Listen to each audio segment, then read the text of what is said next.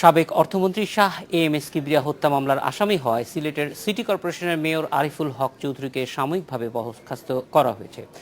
Sylhet city কর্পোরেশনের প্রধান নির্বাহী কর্মকর্তা এ তথ্য নিশ্চিত করেছে। বিস্তারিত জানতে আমরা এখন কথা বলছি সহকর্মী আল আজাদের সঙ্গে। আল আজাদ, কোন প্রেক্ষিতে আজকে এই নির্দেশ এসেছে? এটি আপনারা কিভাবে জেনেছেন বা কারা আপনাদের সঙ্গে কমিউনিকেট করেছে?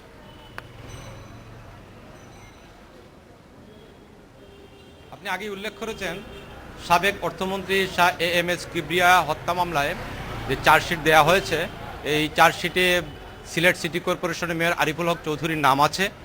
প্রথমে তার নাম ছিল না, সম্পূরক চার্জশিটে তার নাম আসে। এই চার্জশিটটি গ্রহণ করা হয় 21 ডিসেম্বর হবিগঞ্জের একটি আদালতে। এরপরেই আরিফুল হক চৌধুরী সহ অন্যদের বিরুদ্ধে অর্থাৎ 11 জন সম্পূরক চার্জশিটে 11 জনের নাম নতুন করে অন্তর্ভুক্ত হয়।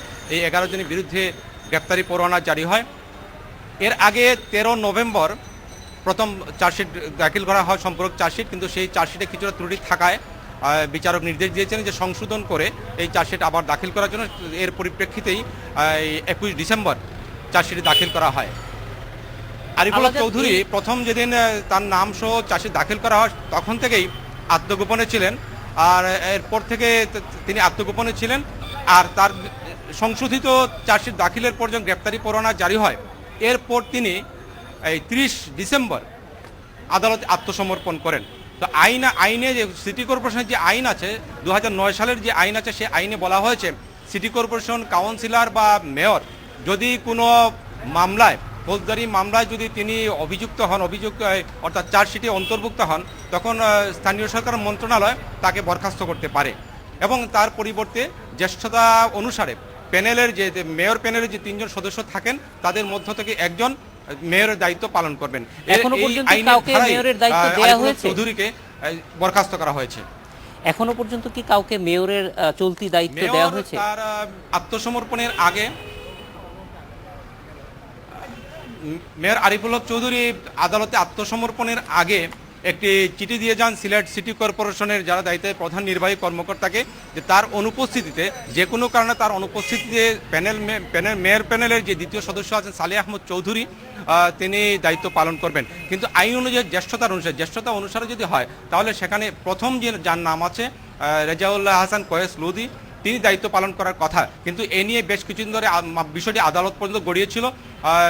সিলেট সিটি কর্পোরেশন অন্যান্য কাউন্সিলর যারা আছেন তারা বলছেন যে কয়েস লুদিকে, অর্থাৎ রেজাউল হাসান কয়েস লুদিকে তার বিরুদ্ধে তারা অনাস্থা দিয়েছেন। এর পরিপ্রেক্ষিতেই মেয়র আরিফুল হক চৌধুরী সালেহ আহমদ চৌধুরীকে দায়িত্ব দিয়ে গেছেন লিখিতভাবে।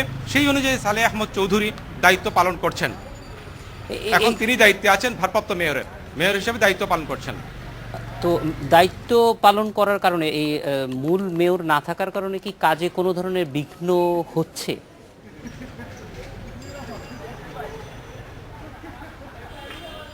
মেয়র যখন আত্মগোপনে ছিলেন তখন থেকে আসলে কাজে কিছুটা বিঘ্ন ঘটছিল। আর এখন যেহেতু তিনি নেই, তবে তার অনুপস্থিতিতে ভারপ্রাপ্ত মেয়র আছেন। এছাড়া সিলেট সিটি কর্পোরেশনের প্রধান নির্বাহী কর্মকর্তা আছেন যিনি সরকার থেকে সরাসরি নিয়োগপ্রাপ্ত। তারা মিলেই সিটি কর্পোরেশনের কার্যক্রম চালাবেন। এতে তেমন কোনো অসুবিধা হওয়ার কথা নয়। আল আজাদ, আপনাকে অনেক ধন্যবাদ। এডিটর স্পিকে এবার বিরতি, ফিরছি একটু পর। স্বাগত আরেকবার, দেখছেন এডিটর স্পিক। বিদ্যুতের দাম বাড়ানোর প্রস্তাবের উপর গণশুনানি অনুষ্ঠিত হবে এ মাসেই, আর গ্যাসের দাম বৃদ্ধির প্রস্তাবে শুনানি হবে ফেব্রুয়ারির শুরুতে। তাই ফেব্রুয়ারি থেকেই গ্যাস বিদ্যুতের নতুন দাম কার্যকর হতে পারে বলে জানিয়েছে এনার্জি রেগুলেটরি কমিশন, বিইআরসি।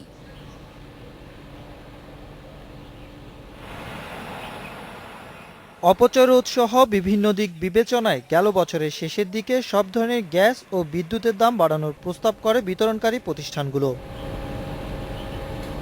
প্রস্তাবে সব ধরনের গ্যাসের দাম গড়ে 40% বাড়ানোর কথা বলা হয়।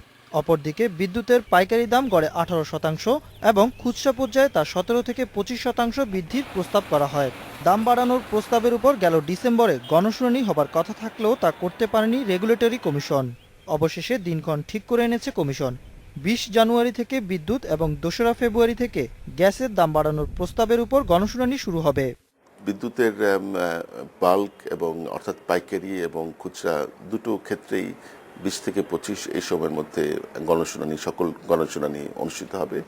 আর ফেব্রুয়ারির 2 তারিখ থেকে 5 তারিখ পর্যন্ত এই সময়ের মধ্যে গ্যাস সেক্টরের যে ইউটিলিটিগুলো আছে তাদের আমরা গণশুনানি করব। শুনানি শেষ হলে আগামী মাসে তা কার্যকর হতে পারে বলে জানিয়েছে বিইআরসি। তবে এতে গ্রাহকদের সুবিধার কথাও বিবেচনায় রাখবে কমিশন। আশা করছি আমরা ফেব্রুয়ারির প্রথম সপ্তাহে এটা কার্যকর করতে পারবো। আমরা এমন কোনো সিদ্ধান্ত নেব না যেটা ভোক্তাদের স্বার্থ পরিপন্থী, এমন কোনো সিদ্ধান্ত নেব না যেটা আমাদের অর্থনীতির স্বার্থের বিরুদ্ধে, এমন কোনো সিদ্ধান্ত নেব না যেটা সমাজে কোনো ধরনের বৈষম্য সৃষ্টি করবে। সর্বশেষ গ্যাসের দাম বাড়ানো হয় 2009 সালের আগস্টে, আর বিদ্যুতের খুচরা দাম বাড়ে গেল বছরের মার্চে। Ashraf Alam, independent news, Dhaka. এ বিষয়ে কথা বলতে আমাদের সঙ্গে যোগ দিচ্ছেন এনার্জি রেগুলেটরি কমিশনের সদস্য ডক্টর সেলিম মাহমুদ। বিস্তারিত জানবো তার কাছে। ডক্টর সেলিম মাহমুদ, আপনারা বিদ্যুৎ এবং গ্যাসের দাম বাড়ানোর যে প্রক্রিয়া শুরু করেছেন, এটি এই সময়ে কেন জরুরি ছিল? আমরা আসলে বাংলাদেশ এনার্জি রেগুলেটরি কমিশন হচ্ছে বিদ্যুৎ এবং জ্বালানি সেক্টরের রেগুলেটরি কমিশন। আমরা মূলত আপনার এই সেক্টরে যে দীর্ঘদিন একটা বিশৃঙ্খলা ছিল, এই আইনটা আপনি জানেন যে আইনটা করা হয়েছে 2003 সালে, তখন বিএনপি সরকার ক্ষমতায়। তার আগে আইনের খসড়া কিন্তু হয়েছিল আওয়ামী লীগ সরকারের সময়। অর্থাৎ এই আইনটা প্রণয়নে বাংলাদেশের দুটো প্রধান রাজনৈতিক দল বিএনপি এবং আওয়ামী লীগের একটা অবদান ছিল। এর উদ্দেশ্য হচ্ছে যে এই সেক্টরে আপনার আর্থিক শৃঙ্খলা সহ পুরো সেক্টরে সুশাসন, ট্রান্সপারেন্সি এবং অর্থাৎ এই সেক্টরে যাতে এফিসিয়েন্সি বাড়ে, এনার্জি অডিটিংয়ের বিষয়টা যাতে এনশিওর করা যায় এবং অপচয় যাতে কমানো যায়, অর্থাৎ গোটা সেক্টরে আর্থিক শৃঙ্খলা ফিরিয়ে আনার জন্যই কিন্তু এই কমিশন করা হয়েছিল। এবং সারা বিশ্বেই কিন্তু বিদ্যুৎ এবং জ্বালানি সেক্টরে এই শৃঙ্খলা ফিরিয়ে আনার জন্য কস্ট রেশনালাইজেশনের কাজ হচ্ছে। রেগুলেটরি কমিশন হিসেবে মূলত আমরা কস্ট রেশনালাইজেশন কাজটা করছি। এখানে আমরা যখন একটা সিদ্ধান্ত নেই যে এখানে বিদ্যুৎ বা গ্যাস সেক্টরের যে সমস্ত ইউটিলিটিগুলো আমাদের কাছে আবেদন করে, আমরা প্রথমে তাদের আর্থিক সক্ষমতা নিরূপণ করার চেষ্টা করি যে কতটুকু মূল্যবৃদ্ধি না করলেই নয়, অর্থাৎ তাদের ফাইন্যান্সিয়াল ক্যাপাসিটি কি আছে।